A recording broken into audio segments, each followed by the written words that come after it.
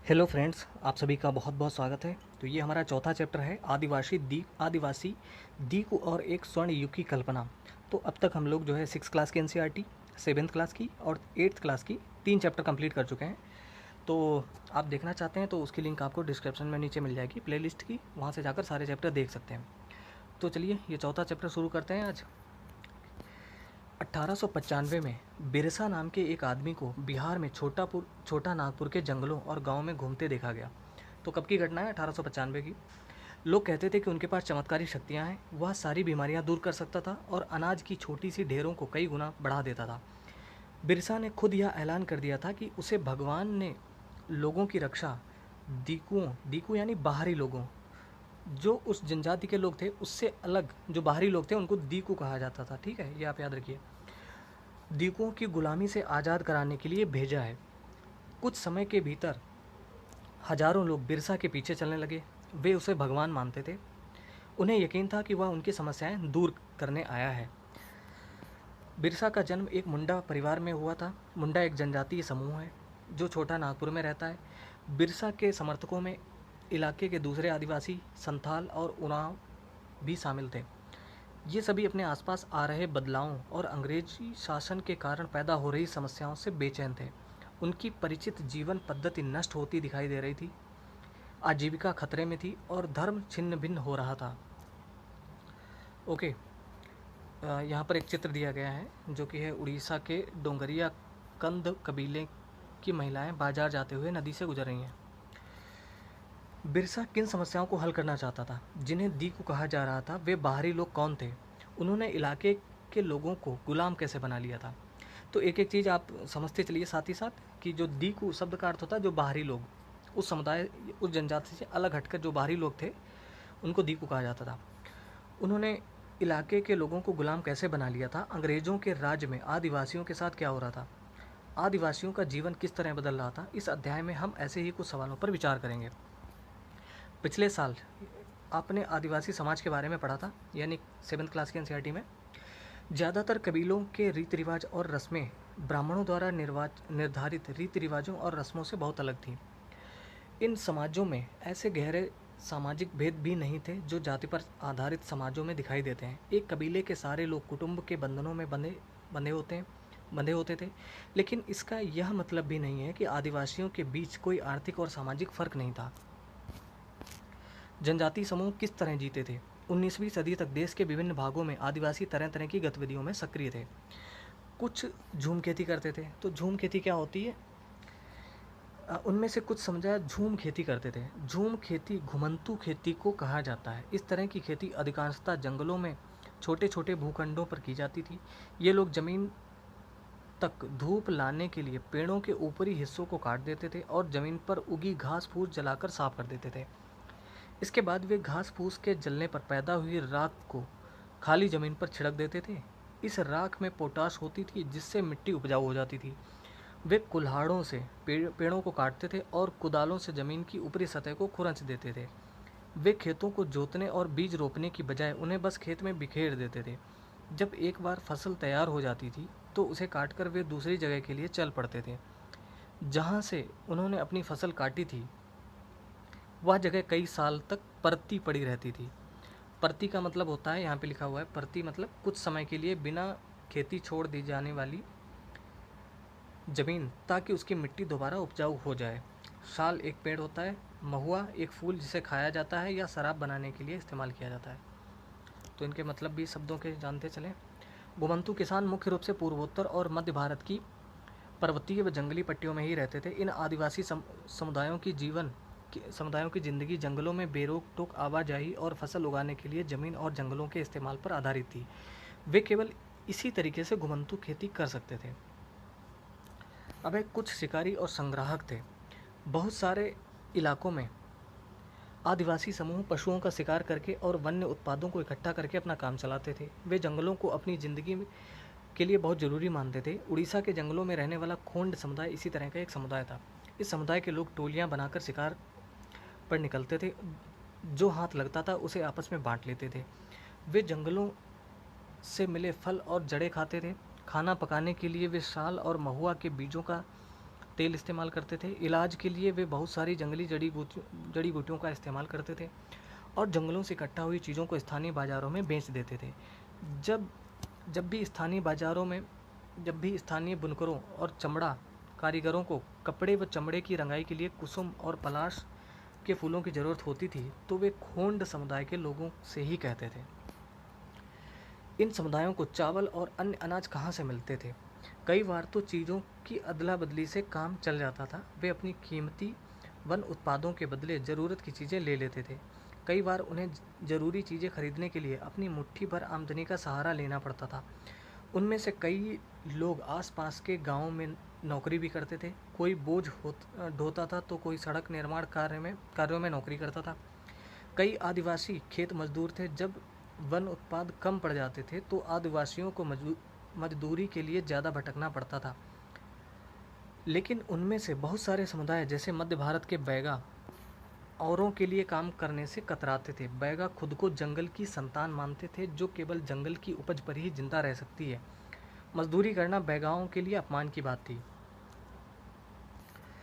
जो चीज़ें आसपास पैदा नहीं होती थीं उन्हें हासिल करने के लिए आदिवासियों को खरीद फरोख्त भी करनी पड़ती थी। इसकी वजह से वे कभी कभी व्यापारियों और महाजनों पर आश्रित हो जाते थे।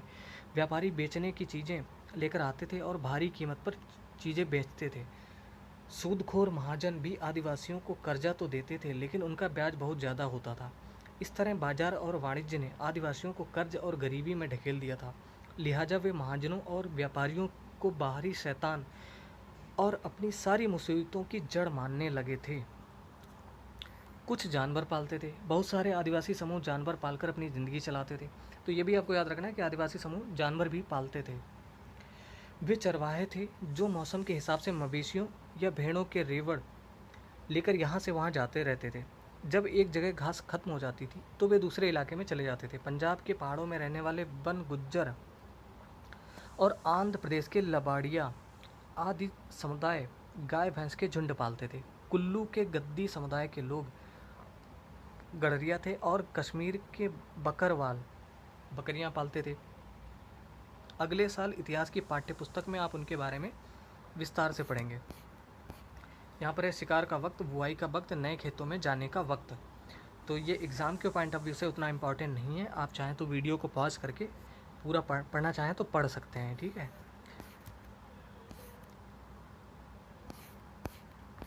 कुछ लोग एक जगह खेती करते थे। यहाँ पे बेवड़ शब्द का मतलब दिया गया। बेवड़ का मतलब होता है मध्य प्रदेश में घुमंतू खेती के लिए इस्तेमाल होने वाला शब्द। ओके, तो कुछ लोग एक जगह खेती करते थे। 19वीं सदी से पहले ही बहुत सारे जनजातीय कबीले एक जगह टिककर खेती करने लगे थे। वे बार बार जगह बदलने की बजाय साल दर साल एक ही जगह खेती करते रहते थे। वे हलों का इस्तेमाल करने लगे थे और धीरे धीरे उन्हें ज़मीन पर अधिकार भी मिलते जा रहे थे। बहुत सारे समुदायों में छोटा नागपुर के मुंडाओं की तरह जमीन पूरे कबीले की संपत्ति होती थी। कुल के सभी सदस्यों को उन मूल निवासियों का वंशज माना जाता था जिन्होंने सबसे पहले आकर ज़मीन को साफ किया था। लिहाजा ज़मीन पर सभी का बराबर हक होता था। फिर भी अक्सर ऐसा होता था कि कुल के कुछ लोग औरों से ज़्यादा ताकत जुटा लेते थे। कुछ मुखिया बन जाते थे और बाकी उनके अनुयायी होते थे। जो ताकतवर होते थे वे खुद खेती करने की बजाय अक्सर अपनी ज़मीन बटाई पर दे देते थे। ब्रिटिश अफसरों को गोंड और संथाल जैसे एक जगह ठहर कर रहने वाले आदिवासी समूह शिकारी संग्राहक या घुमंतू खेती करने वालों के मुकाबले ज़्यादा सभ्य दिखाई देते थे। जंगलों में रहने वालों को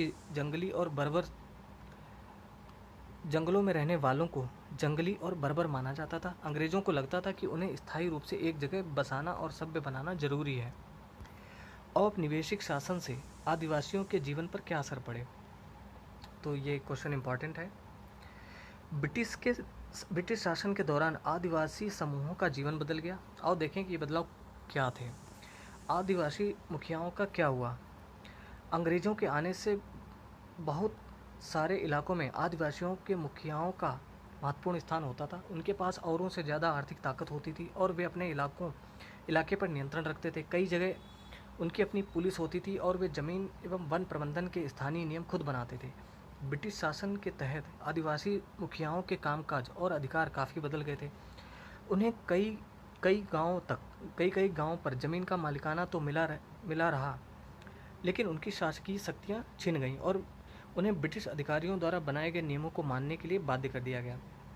उन्हें अंग्रेज़ों को नजराना देना पड़ता था और अंग्रेज़ों के प्रतिनिधि की हैसियत से अपने समूहों को अनुशासन में रखना होता था। पहले उनके पास जो ताकत थी, अब वह नहीं रही। वे परंपरागत कामों को करने से लाचार हो गए। यहाँ पर एक चित्र दिया गया है। पूर्वोत्तर के निसी आदिवासियों के एक गांव में लट्ठों से बना घर, जब ये घर बनाए जाते हैं तो पूरा गांव मदद करता है। हालांकि ये चित्र उतना स्पष्ट नहीं है यहाँ पर। घुमंतू काश्तकारों का क्या हुआ? ऐसे समूहों से अंग्रेज़ों को काफ़ी परेशानी थी, जो यहाँ वहाँ भटकते रहते थे और एक जगह ठहर कर नहीं रहते थे। वे चाहते थे कि आदिवासियों के समूह एक जगह स्थायी रूप से रहें और खेती करें। स्थायी रूप से एक जगह रहने वाले किसानों को नियंत्रित करना आसान था। अंग्रेज अपने शासन के लिए आमदनी का नियमित स्रोत भी चाहते थे। फलस्वरूप उन्होंने ज़मीन के बारे में कुछ नियम लागू कर दिए। उन्होंने ज़मीन को माप कर प्रत्येक व्यक्ति का हिस्सा तय कर दिया। उन्होंने यह भी तय कर दिया कि किसे कितना लगान देना होगा। कुछ किसानों को भूस्वामी और दूसरों को पट्टेदार घोषित किया गया। जैसा कि आप देख चुके हैं अध्याय 2 में, पट्टेदार अपने भूस्वामियों का भाड़ा चुकाते थे और भूस्वामी सरकार को लगान देते थे। यहाँ पर गुजरात के एक जंगल में खेती करती हुई भील औरतें। घुमंतू खेती गुजरात के बहुत सारे वन क्षेत्रों में अभी भी जारी है। आप देख सकते हैं कि यहाँ पेड़ों को काट दिया गया है और खेती के लिए ज़मीन साफ कर दी गई है। ओके, झूम काश्तकारों को स्थायी रूप से बसाने की अंग्रेज़ों की कोशिश बहुत कामयाब नहीं रही। जहाँ पानी कम हो और मिट्टी सूखी हो, वहाँ हलों से खेती करना आसान नहीं होता, बल्कि हलों की मदद से खेती करने वाले झूम काश्तकारों को अक्सर नुकसान ही हुआ, क्योंकि उनके खेत अच्छी उपज नहीं दे पाते थे। इसलिए पूर्वोत्तर राज्यों के झूम काश्तकार इस बात पर अड़े रहे कि उन्हें परंपरागत ढंग से ही जीने दिया जाए। व्यापक विरोध के फलस्वरूप अंग्रेज़ों को आखिरकार उनकी बात माननी पड़ी और ऐसे कबीलों को जंगल के कुछ हिस्सों में घुमंतू खेती की छूट दे दी गई। वन कानून और उनके प्रभाव क्या थे? जैसा कि आपने देखा है, आदिवासी समूहों का जीवन जंगलों से जुड़ा हुआ था, अतः वह कानूनों में आए बदलावों से आदिवासियों के जीवन पर भी भारी पड़ा। अंग्रेज़ों ने सारे जंगलों पर अपना नियंत्रण स्थापित कर लिया था और जंगलों को राज्य की संपत्ति घोषित कर दिया था। कुछ जंगलों को आरक्षित वन घोषित कर दिया गया। ये ऐसे जंगल थे जहां अंग्रेज़ों की ज़रूरतों के लिए इमारती लकड़ी पैदा होती थी। इन जंगलों के लोगों को स्वतंत्र रूप से घूमने, झूम खेती करने, फल इकट्ठा करने, पशुओं का शिकार करने की इजाज़त नहीं थी। ऐसी सूरत में झूम काश्तकार किस तरह जिंदा रह सकते थे? इसलिए उनमें से बहुतों को काम और रोजगार की तलाश में मजबूरन दूर इलाकों में जाना पड़ा। जैसे ही अंग्रेज़ों ने जंगलों के भीतर आदिवासियों के रहने पर पाबंदी लगा दी, उनके सामने एक समस्या पैदा हो गई। समस्या यह थी कि रेलवे स्लीपर्स के लिए पेड़ काटने और लकड़ी को एक जगह से दूसरे जगह ले जाने के लिए मजदूरों का इंतजाम कहाँ से किया जाए। तो ये समस्या आ गई अंग्रेज़ों के सामने। स्लीपर लकड़ी के क्षैतिज तख्ते जिन पर रेल की पटरियाँ बिछाई जाती हैं, उनको स्लीपर कहते थे। औपनिवेशिक अधिकारियों ने इसका भी एक हल ढूंढ निकाला।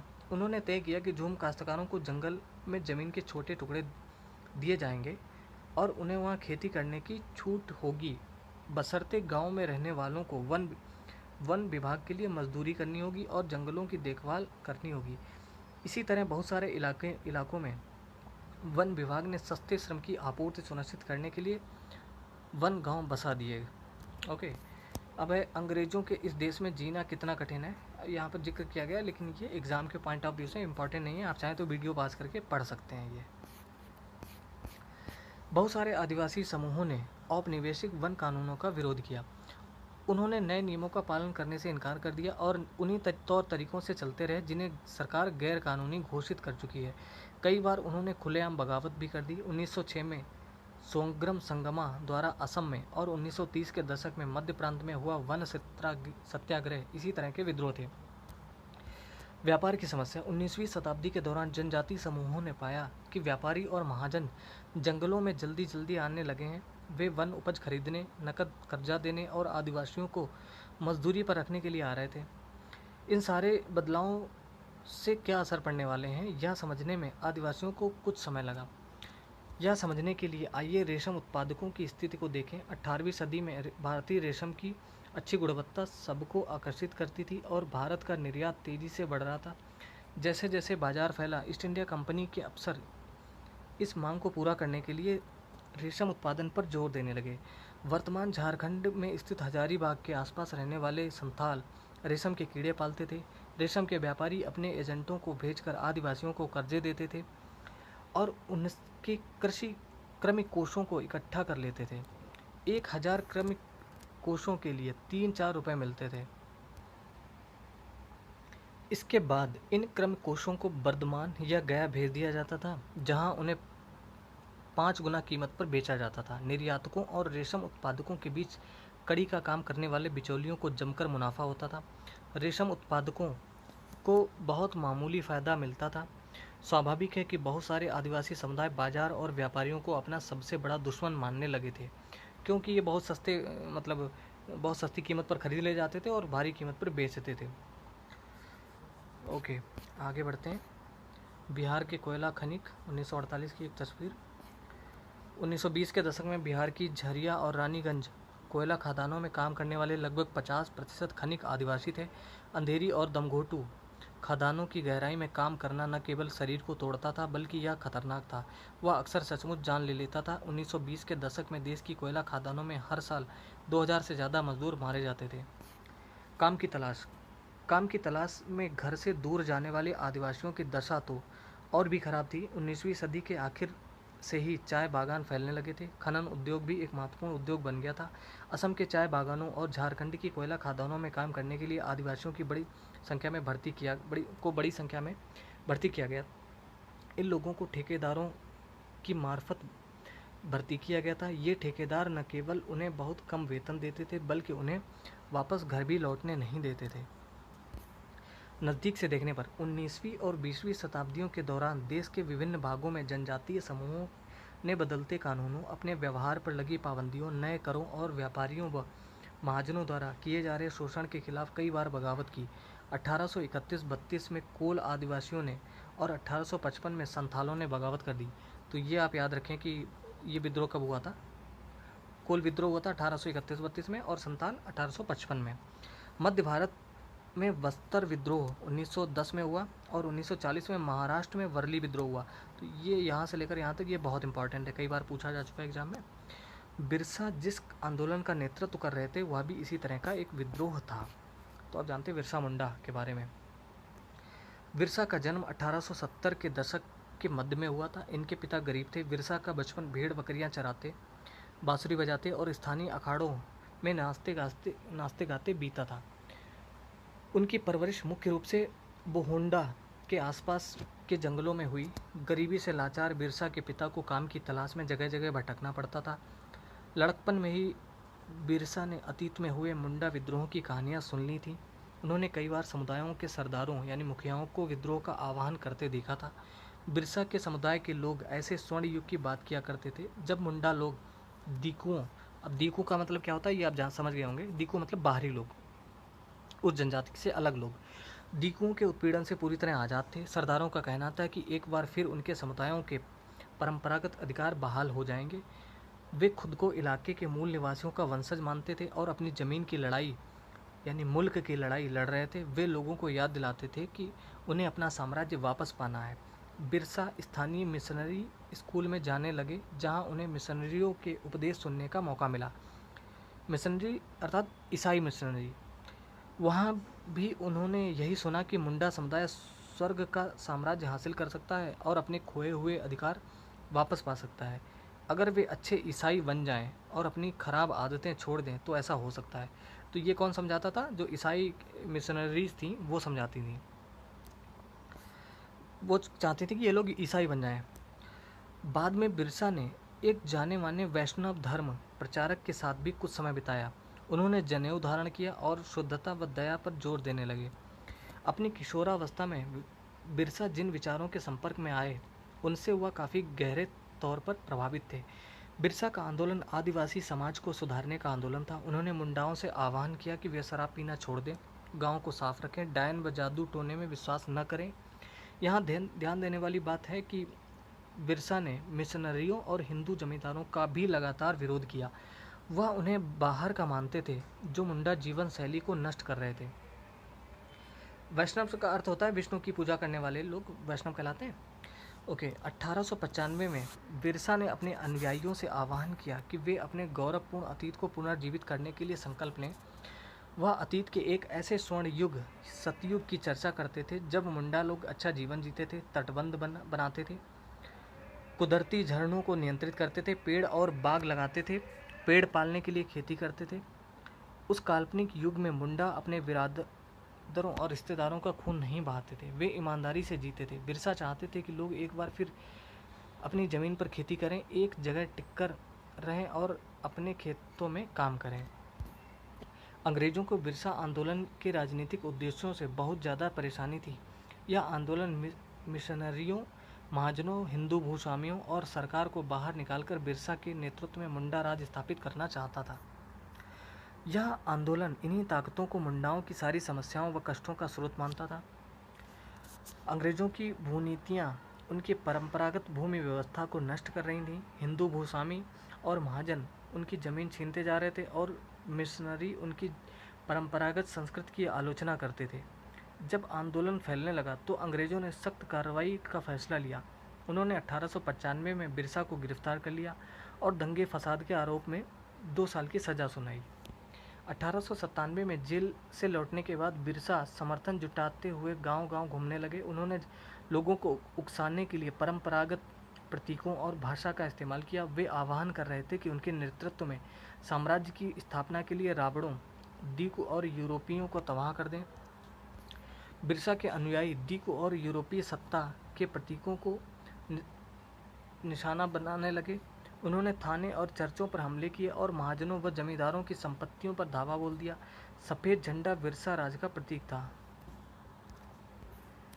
सन 1900 में बिरजा की हैजे से मृत्यु हो गई और आंदोलन ठंडा पड़ गया। यह आंदोलन 2 मायनों में महत्वपूर्ण था। पहला, इसने औपनिवेशिक सरकार को ऐसे कानून लागू करने के लिए मजबूर किया जिसके जरिए दीकू लोग आदिवासियों की ज़मीन पर आसानी से कब्जा न कर सकें। दूसरा, इसने एक बार फिर जता दिया था कि अन्याय का विरोध करने और औपनिवेशिक शासन के विरुद्ध गुस्से को अभिव्यक्त करने में आदिवासी सक्षम हैं। उन्होंने अपने खास अंदाज में अपनी खास रस्मों और संघर्ष के प्रतीकों के जरिए इस काम को अंजाम दिया। ओके, अब है अन्यत्र। हमें नकदी की क्या ज़रूरत? ऐसे बहुत से कारण हैं जिनकी वजह से आदिवासी और अन्य सामाजिक समूह प्रायः बाजार के लिए पैदावार नहीं करना चाहते। पापुआ न्यू गिनी के इस जनजातीय गीत में इस बात की झलक मिलती है कि वहाँ के आदिवासी बाजार को किस तरह देखते हैं। तो ये कोई ख़ास इंपॉर्टेंट नहीं है एग्ज़ाम के लिए। तो दोस्तों, ये चैप्टर हमारा समाप्त हो गया। अगर अच्छा लगा हो तो प्लीज़ इसको लाइक करें। आप चैनल पर अगर नया आए हैं तो प्लीज़ इसको सब्सक्राइब जरूर कर लें और बेल आइकन को प्रेस करें ताकि जब भी हम कोई वीडियो अपलोड करें तो आपको नोटिफिकेशन मिल जाए। अगर आप हमारे टेलीग्राम चैनल पर जुड़ना चाहते हैं तो उसकी लिंक आपको नीचे डिस्क्रिप्शन में मिल जाएगी, वहाँ से जाकर आप ज्वाइन कर सकते हैं। तो दोस्तों, ये वीडियो देखने के लिए बहुत बहुत धन्यवाद। आपका दिन शुभ हो।